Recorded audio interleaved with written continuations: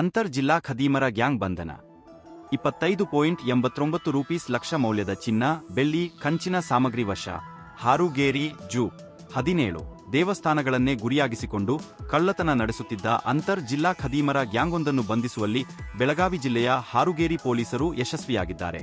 ಕಾರ್ಯಾಚರಣೆಯಲ್ಲಿ ಲಕ್ಷಾಂತರ ರೂಪಾಯಿ ಮೌಲ್ಯದ ಚಿನ್ನ, ಬೆಳ್ಳಿ, ಕಂಚಿನ ಸಾಮಗ್ರಿಗಳು ಹಾಗೂ ಕಳ್ಳತನಕ್ಕೆ ಬಳಸುತ್ತಿದ್ದ ವಾಹನವನ್ನು ವಶಪಡಿಸಿಕೊಳ್ಳಲಾಗಿದೆ.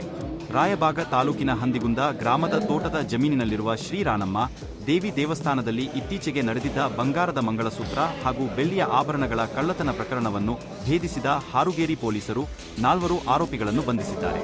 ಬೆಳಗಾವಿ ಜಿಲ್ಲಾ ಪೊಲೀಸ್ ಅಧೀಕ್ಷಕ ಕೆ. ರಾಮರಾಜನ್ ಅವರ ಮಾರ್ಗದರ್ಶನದಲ್ಲಿ ರಚಿಸಲಾದ ವಿಶೇಷ ತನಿಖಾ ತಂಡವು ಅಡರಹಟ್ಟಿ ಗ್ರಾಮದ ವಿಜಯ ಭೀಮಪ್ಪ ಗುಡದಿನ್ನಿ, ಕಲೇಶ್ ಅಲ್ಲಪ್ಪ ಮೂರಾಬಟ್ಟಿ, ಶಿವಾನಂದ ವಿಠಲ ಚಿಕ್ಕಟ್ಟಿ ಹಾಗೂ ಸಂಗಮೇಶ ಶಂಕರ ಐನಾಪುರ ಎಂಬ ಆರೋಪಿಗಳನ್ನು ಬಂಧಿಸಿದೆ. ವಿಚಾರಣೆ ವೇಳೆ ಆರೋಪಿಗಳು ಹಾರುಗೇರಿ ಪೊಲೀಸ್ ಠಾಣೆ ವ್ಯಾಪ್ತಿಯಷ್ಟೇ ಅಲ್ಲದೆ ಅಥಣಿ, ಕಾಗವಾಡ ಹಾಗೂ ಬಾಗಲಕೋಟೆ ಜಿಲ್ಲೆಯ ಲೋಕಾಪುರ ಪೊಲೀಸ್ ಠಾಣೆ ವ್ಯಾಪ್ತಿಯ ವಿವಿಧ ದೇವಸ್ಥಾನಗಳಲ್ಲೂ ಕಳ್ಳತನ ನಡೆಸಿರುವುದನ್ನು ಒಪ್ಪಿಕೊಂಡಿದ್ದಾರೆ.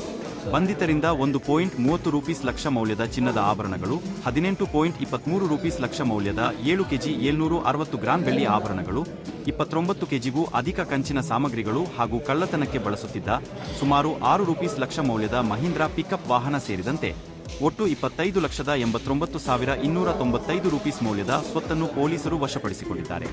ದೇವಸ್ಥಾನಗಳಲ್ಲಿ ನಿರಂತರವಾಗಿ ನಡೆಯುತ್ತಿದ್ದ ಕಳ್ಳತನ ಪ್ರಕರಣಗಳನ್ನು ಭೇದಿಸುವಲ್ಲಿ ಹಾರುಗೇರಿ ಪೊಲೀಸರ ಈ ಕಾರ್ಯಾಚರಣೆ ಮಹತ್ವದ ಯಶಸ್ಸು ಎಂದು ಪೊಲೀಸ್ ಇಲಾಖೆ ತಿಳಿಸಿದೆ.